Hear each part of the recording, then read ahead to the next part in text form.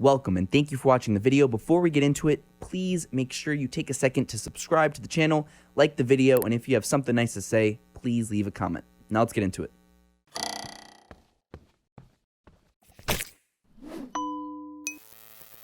And we're live. I'm joined today by Dr. Bill Dorfman. Thank you, Dr. Bill, for taking the time today. It's a pleasure and an honor to have you on my show. Yeah, thanks for having me. So I told you a few seconds ago, the way I like to start my episodes is if there's a little tidbit, a little story, a little something that the world doesn't already know about Dr. Bill. I mean, there's a lot out there, but perhaps you have a little something for the audience.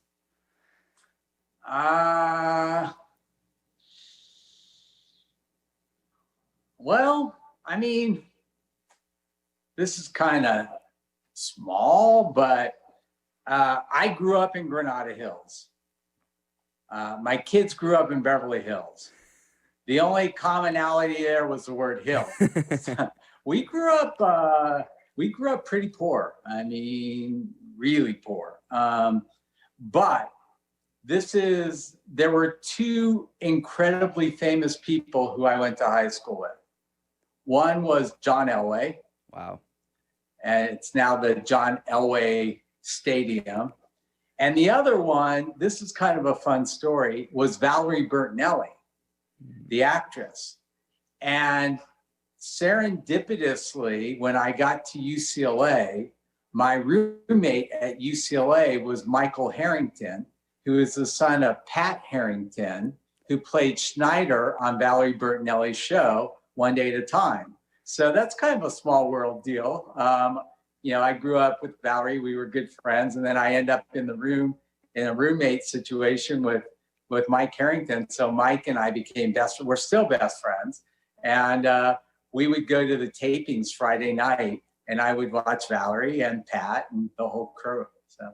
Wow. So speaking of childhood, I guess, my first question right off the bat, if I told a young, 10, 15-year-old Bill at the time that he would be, this prestigious America's dentist, Dr. Bill, 45 years later, what would he have told me? Of course. Like, I had no doubt. From the age of 4, I was going to be a dentist. Look, I grew up a really weird kid. I fell down when I was 4 years old, 3 years old. I knocked out all my baby teeth. And in order for my permanent teeth to grow on properly, I had multiple surgeries, but we had this great family dentist. And I always thought, this is kind of cool. I want to do this and help people. So I always knew I was going to be a dentist, and I wasn't a normal kid for other reasons. Like, I remember my very first day of kindergarten, I was 5, right? And I go to kindergarten and I came home and my parents were like, how was school? I'm like, you guys, the kids in my class are so immature. I'm 5. Like, who says that? Wow. So for you, where do you think that this, I've listened to a lot of your past interviews, and for you, it's about, if something doesn't work, you'll keep doing it again. That's one of your great quotes that I love. But where does that come from? I mean, was there always this sense of drive and dedication to your craft? I mean, was that something that you had to kind of learn as you went? How did that kind of come about as a character trait? I don't know how you instill that in people. I think we're all just wired differently. I mean, obviously your environment helps to influence your direction and how you come out. But, there's so much of a person, I think, you're just pre-wired. I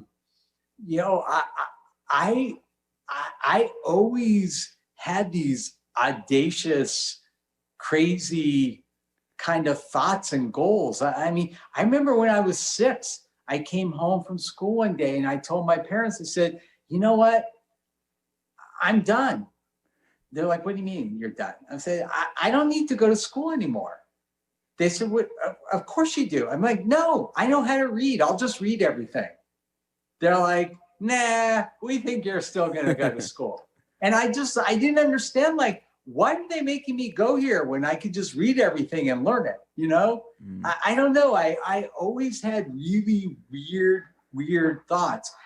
I think that, you know, for those of you who aren't familiar with this, when you're on a national TV show like, you know, like The Tonight Show or Ellen or any of these interview shows, what they'll do is they'll put you in a little room and they'll interview you and they'll ask you a bunch of questions, and then it's kind of a shotgun approach, and they hit a bunch of different things, but then the things that they feel will resonate most with their audience, they go ahead and ask you again when you're live on TV. Now, there's only 2 times in my career that didn't happen. One was Larry King Live.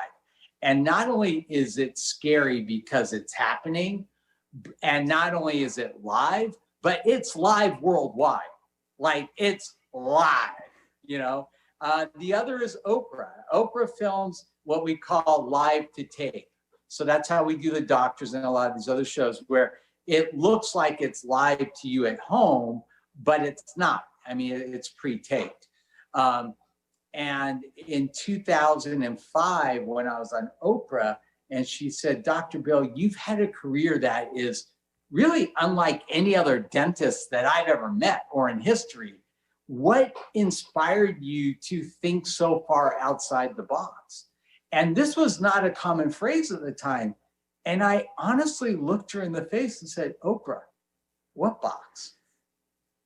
And I think that really kind of is a precursor to how I look at my whole life, you know, and kind of one of the things that I really encourage people to do is stop boxing yourself into things and really act as if there aren't any boxes. You know, in 1921, when Einstein was being lauded for his brilliance as he received his first Nobel laureate, he said, it's not my brilliance that got me here, it's my creativity. And I think more and more we're learning, you know, even when you look at stuff like social media and things like that, you know, it's creativity, it's being unique, it's being novel that's going to make you successful in these arenas. Now, for, you know, I guess for those kids out there that might be 19 or 20 who feel like they're kind of stuck in those boxes that you're talking about, do you have any best piece of advice in your experience on how to perhaps break that mold? And, you know, because to think outside the box is one thing, but a lot of people don't understand the vehicle to get to that point where they're thinking outside the box. Yeah, go to LEAP. LEAP is a nonprofit motivational leadership program that we put on every summer. This year, obviously, it had to be virtual, but you can get more information at www.leapfoundation.com, or just go to our website there or call. And basically, LEAP is a week-long summer program where we teach kids the skills that they need to be successful in life. Obviously, this year it wasn't live. We did it virtually, but it was awesome. And I bring in great speakers. One of the things that's really blown me away is how much our community has really risen to the occasion. I mean, I could never afford to pay some of the people that came. We've had Mark Wahlberg, Anthony Hopkins, Paula Abdul, Kathy Bates, Usher, Michael Strahan, Jonathan Bennett. I mean, great people with great stories and great kind of advice for these students. And the thing that we love to teach at LEAP is copy genius. You know, when I got to Beverly Hills, the last thing they needed was another cosmetic dentist. What I did is I interviewed 5 of the most successful cosmetic dentists in Beverly Hills by coming and shadowing them and just learning what they did. And that's what we teach at LEAP. We teach students how to find mentors and work with mentors who can really help influence them in life. Now, I know just even more than LEAP, you do a lot of philanthropic work, and giving back is a big part of who you are. Talk about that feeling that you get when you, I guess, with LEAP Foundation, of helping those kids when you see them overcome those hurdles, and the sensation that it brings you in terms of, someone who's there to help organize and help those kids? There's a saying, it says, he who gives receives the greatest gift. And I really believe that, when you give to these kids and you see what an impact it makes in their life, there's nothing greater. Mm. And I think you had an elementary school teacher. I heard in another interview, Miss Clemens, if I'm not mistaken, where she said, if you don't leave the world a little bit a better place than something in that ballpark of when you got there, then what's the point of being there? And I think that that's first of all a beautiful quote, and I think it's something that we see in your work as well. And I'm also wondering, you've done so much in your own career. You've done so much to help others. You're still young, active, and healthy. I mean, how do you continue to push yourself every day? How do you continue to push that standard higher and higher and, at the same time, enjoy life? It's so funny that you use the word push, because like, I don't feel a push. Mm. Like, that's just what I do. Like, it's not a push. I trust me, with this whole COVID thing and the way it's changed our life, I've never been bored in my life. I literally find myself bored sometimes. It's like, I just want to do more. I honestly feel like, this is not a dress rehearsal for anything. This is the thing. And I want to just make sure I grab life by the gusto and get as much out of it as I can. Now, I also just want to take you back, I guess, into your early years of dentistry. And you said that you always knew since you were young that that was the route you wanted to go. Was there ever some time along that road that you maybe had some doubts about whether or not it was still the right thing to do, or if you were, it's a lot of years of medical school and stuff like that. I mean, were there any doubts, or did you always know straightforward, this is the route and I'll do it till the end? B. That was it, man. I mean, I set my sights on it. It was actually really fortuitous, because where a lot of my friends struggled with, like, what am I going to do?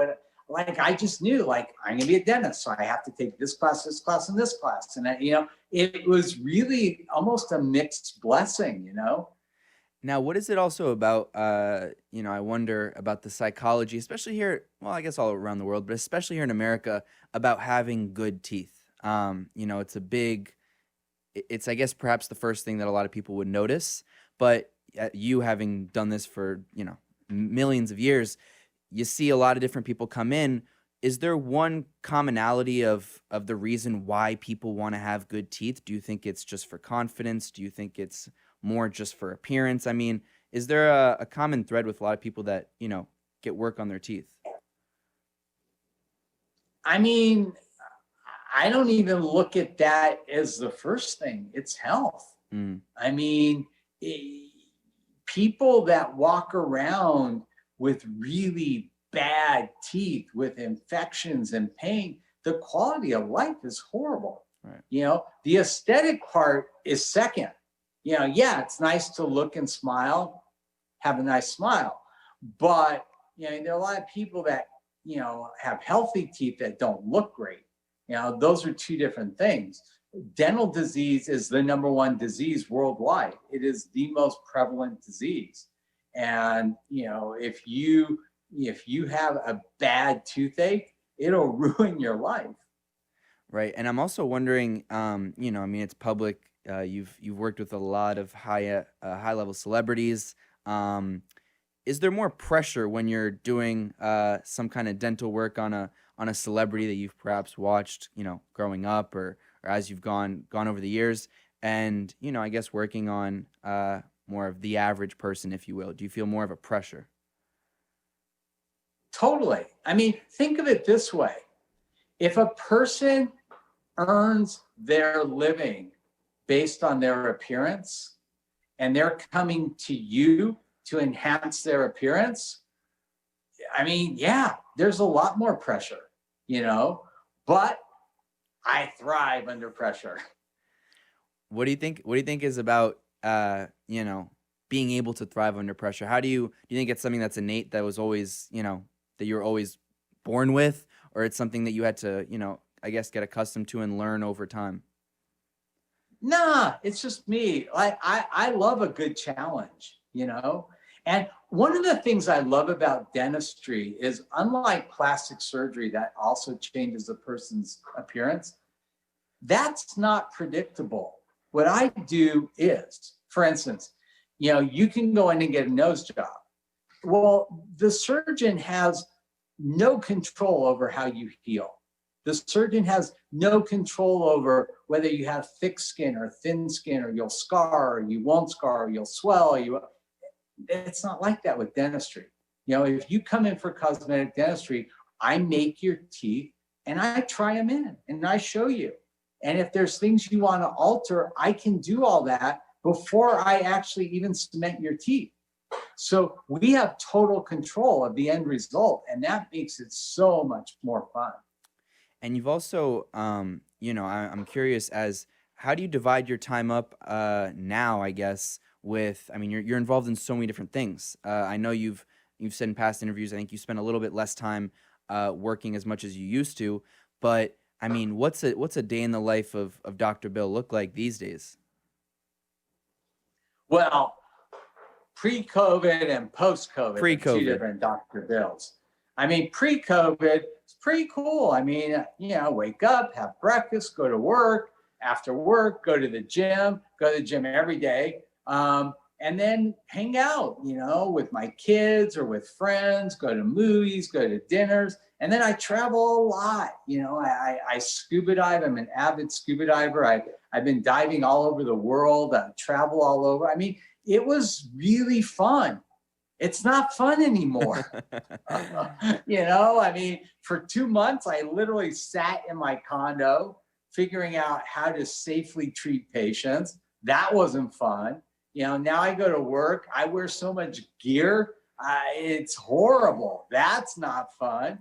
And then after work, I can't go to the gym anymore. So I have my own little, here, I'll share it with you. I've got my own little home fitness center here. There's the Dr. Bill. Where is it? You can see it in there. I can kind of see it over there. Yeah. So I've got my pull-ups. I got my ab stuff. I got my weights, and yeah. It's a whole new world. I'm wondering about scuba diving. I didn't know this about you. Where did that kind of passion come from, and how often would you do it, I guess, pre-COVID? Pre-COVID, I probably did 10 good trips a year. Wow. So when I was at UCLA, there was a free course to get certified. I got certified, and I've been diving ever since. And what kind of places have you been to, and do you have a particular favorite? It might be easier to say, where haven't you been? I've been everywhere from Fiji to Indonesia, Raja Ampat, Belize, Hawaii. I've been everywhere. Every great dive spot in the world I've been to. Have you ever had any scares? Galapagos. Don't do that one. Why? What happened there? Oh, gosh. We did a hammerhead shark dive. Now, it wasn't the hammerheads that almost ended my career. It was the water was so incredibly turbulent. We should not have done the dive. I actually was really, I always go with professionals, and they should not have taken us in there. It was really scary. We were being thrown around all over the place, and I didn't enjoy that dive. In fact, after that dive, I didn't dive for 2 days. I was really I was ticked off that they would take us on that. But I love nice, calm, clear, warm water dives where I don't even have to wear a wetsuit, or I wear a very light one. So I'm only doing those from now on. I'm a fair weather diver.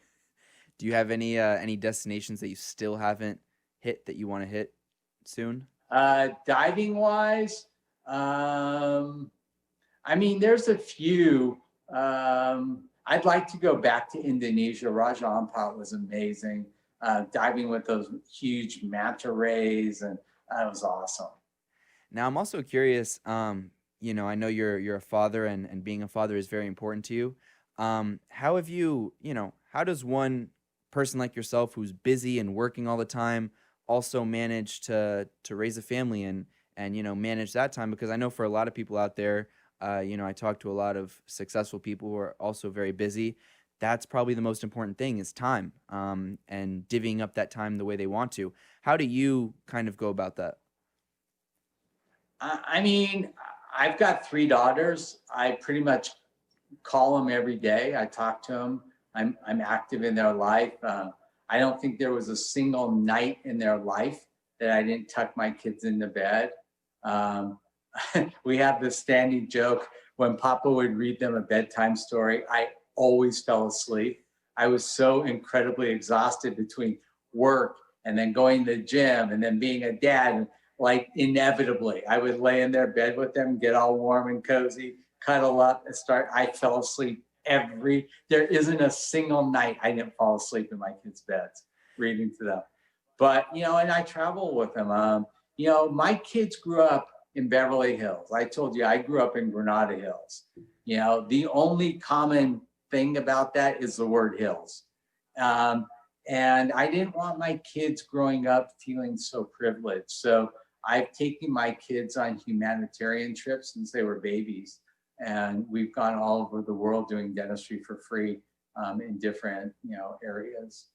And how do you, I mean, other than taking them on great humanitarian trips and exposing them to that, I guess on a regular basis, keep them grounded? Because I had Sam Bakhtiar, who I believe you've had on your show as well, a great guy, who he grew up with nothing, and he talks about trying to tell his daughter that she can't have even if it's just $10, making her work for it.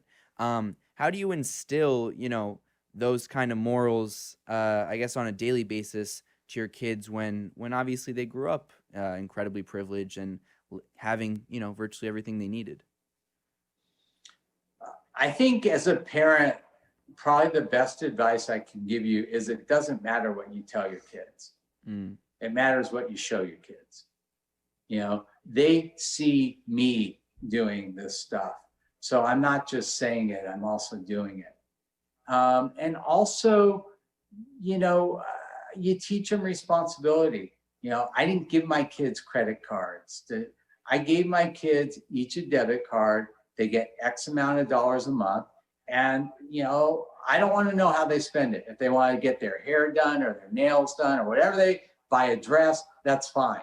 This is how much you get. And you want to spend more, go make money and spend more. And they do, you know. Early on, I gave them all credit cards and I realized that was not smart because when you have a credit card, you can go over the limit. When you have a debit card, you can't. So they get X amount a month and, they've got to kind of, learn how to live within their means. Look, my kids, I don't make my kids work for $10 or, we each have our own way of doing it, but my kids are good kids. They all went to college. They all studied hard. They all graduated college, and I'm happy to help them. Have any of them gone into the dentistry field? Charlie was going to, and then she took biology and said, no, Dad. And I'm also curious, is there perhaps when you were first starting out, and, different businesses and stuff like that, a piece of advice that you would have given a young Dr. Bill at the time that would have perhaps saved you time or probably the most valuable lesson that you've learned over the years? I was fortunate because I had it, and I would say get great mentors. Having a mentor is the fastest way to success because you can learn from all of their mistakes and then emulate the things that they're doing that make them successful. Who have been some mentors for you that have, I guess, changed your life or your perspective? I think I have three really great mentors. My parents are incredible.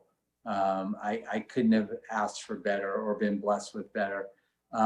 my grandfather, Arthur, was an amazing businessman. He knew how to build multi-million-dollar businesses, and I learned a lot from him.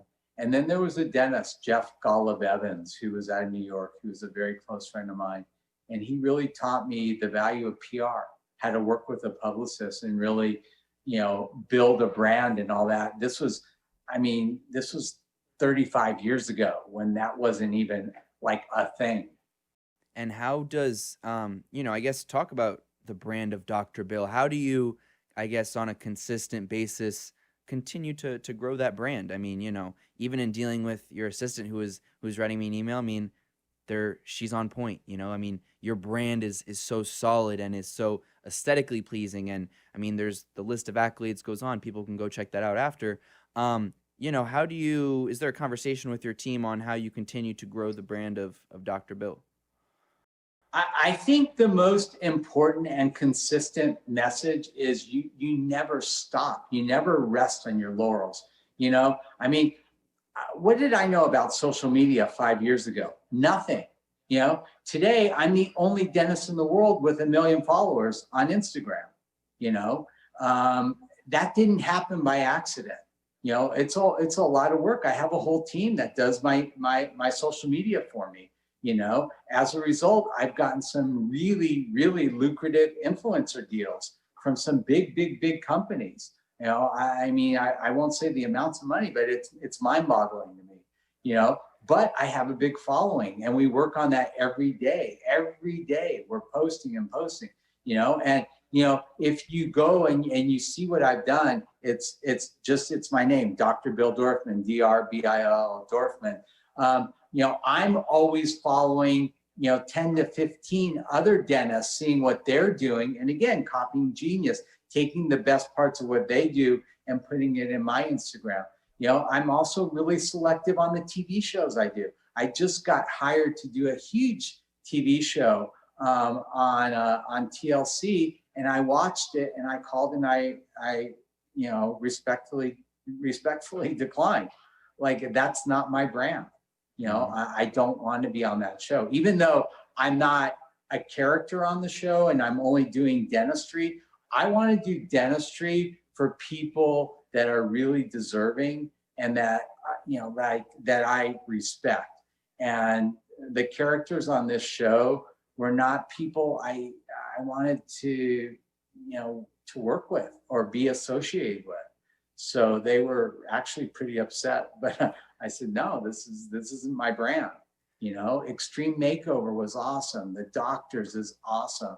I'm working on things with Inside Edition. And I mean, these are really great things. And I think a lot of people, when they're like, oh, do you want to be on TV? They're just going to like jump at the opportunity. But I think it's important that it aligns with your brand and what you stand for, what you want. And I respect that. And I also, in seeing that the ways in which you've expanded that brand, including, your own podcast, Meet the Mentor podcast, which is great. People need to go check that out. What has that experience been like as well? I mean, you talk about this idea of mentorship and it being important. What has doing that podcast been like for you? And is it something that you look to continue, the years go on, or is it something, for the shorter term? I mean, how do you like doing that and being able to talk to other, highly successful individuals as well? The whole thing about Meet the Mentor was, we started this at the beginning of this year. This is, and it was basically a lot of the people I had interviewed for LEAP, Anthony Hopkins, Paula Abdul, Kathy Bates, Mark Wahlberg. And so we had all this stuff. I'm like, people that don't go to LEAP don't get this. And I was approached by a really great guy who runs a podcast. And he said, we should do a podcast. So I did. And, lo and behold, we're #1 in Yemen. We're #2 in Iceland. We're #3 in Finland. And we're like 94th in a category of 47,000 in the US. And, people like it. And so I have no intention of stopping. Originally, we did it as kind of a precursor to LEAP, thinking if we could keep putting out content like this, the thing I think that makes my podcast a little unique is I interview people in a specific field. I ask them about their career success, and then I say, okay, give me a roadmap of what a student needs to do to emulate your career if they wanted to do that. And so that's kind of the thing I do in Meet the Mentor. And yeah, it's taken off a bit. Now, to wrap things up, I mean, you're obviously healthy and shape and all the above, but do you ever think about legacy? How you hope to be remembered? Obviously, many, many more years of healthy life, but do you ever think about the Dr. Bill legacy? I mean, that's not like a priority to me, but I realize it exists. If you go to my dental school in San Francisco, it's the Degoni School of Dentistry, or formerly known as Pacific School of Dentistry.